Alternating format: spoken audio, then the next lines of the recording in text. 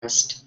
And I've so missed talking to my students. Those of you who know me know that I've been traveling a lot and a little hard to connect with from time to time. So I thought that I would start these Google Hangout sessions so that I could talk to you a little bit. As you know, I've been focusing a lot on optimal alignment, or our original blueprint. And what that means for yoga alignment is bringing the body back into its natural state, which is optimal for alignment. So what is a natural state for us? Well, in order to think about that, you have to go way back to when you were just a child. Even maybe further back to when you were just a little baby. So when you were a little baby, when your spine was developing, at first it was just a C-shaped spine.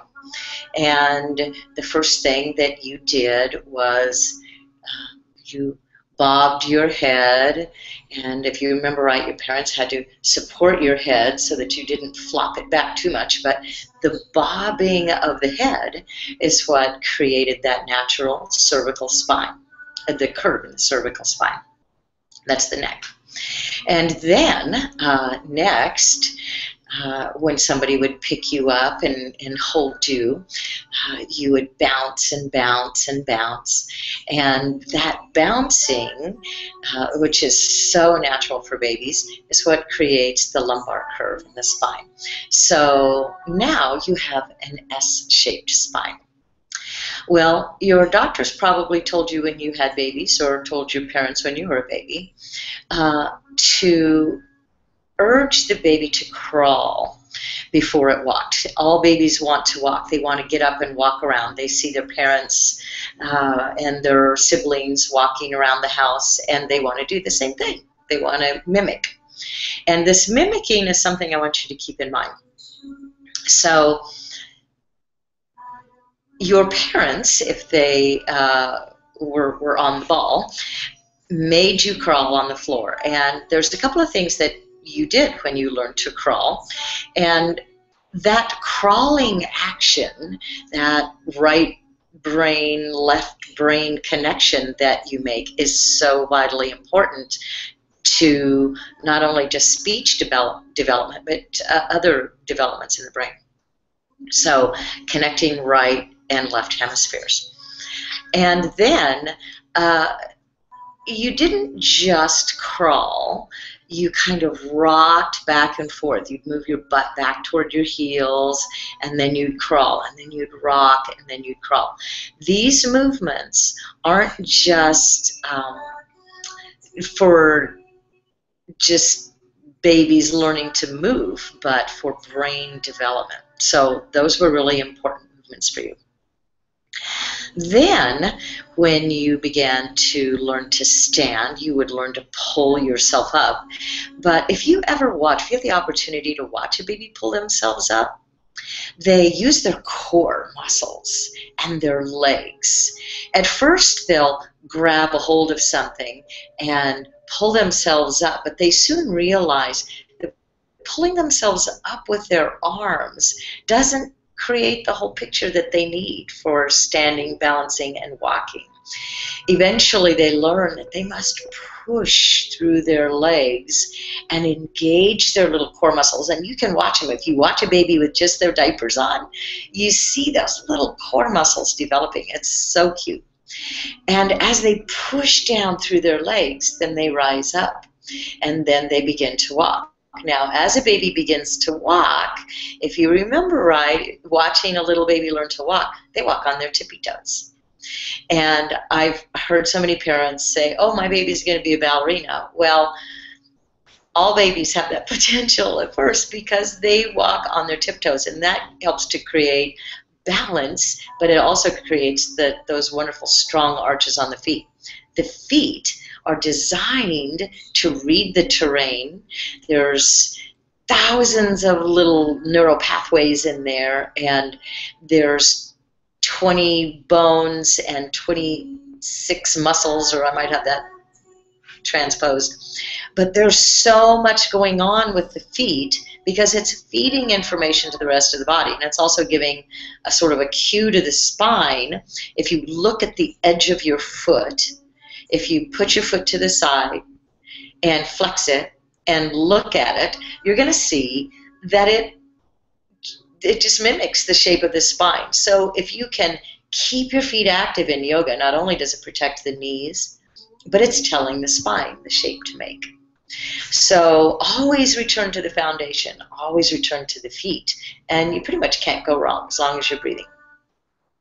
So in my yoga classes, when I start beginners or when I have a therapeutic or a gentle class, one of the things that I do is have people lie on their backs, create an arch in their back, find those low back muscles, and begin to draw the spine in instead of allowing it to round, just like you do when you sit at the desk at the computer. You'll notice this, or when you sit in your car, you'll notice that the low back finds the back of the chair. And even if you think you're doing it with great awareness, pretty soon you'll get involved in your driving or in your computer, whatever you're doing, and you'll notice that it's sunk. And these are what I call rote mechanisms. They're just habit patterns in the body that yoga is going to teach us to correct.